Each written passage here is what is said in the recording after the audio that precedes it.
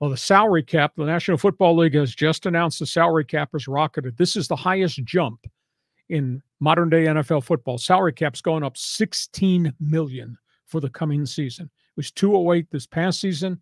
It will be 224, all-time record going forward. Now, we've got a lot of teams that have a ton of cap space, led by the Chicago Bears. And they need cap space because they are devoid of talent and they have a tough decision to make. They got the number one pick.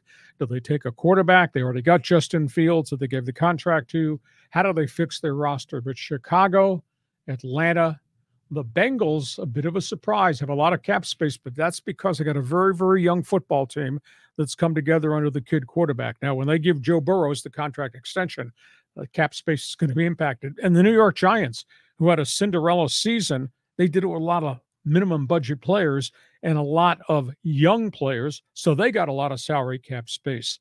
So the intriguing thing is who's willing to go play for bad teams, because Chicago and Atlanta are pretty bad. The Bengals owners historically has been cheap as it relates to star players in free agency.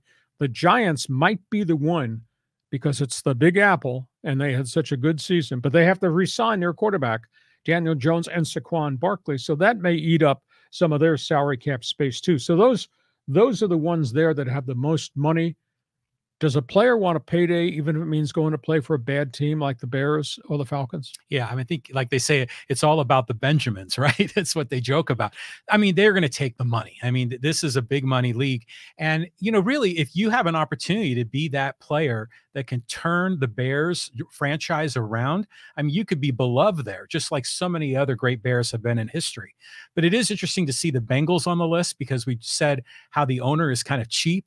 Is that an indication of why they've got so much cap space? Well, they went through bad times and they got a lot of young players, and you pay young players a lot less. Mm-hmm. But that bill is coming due.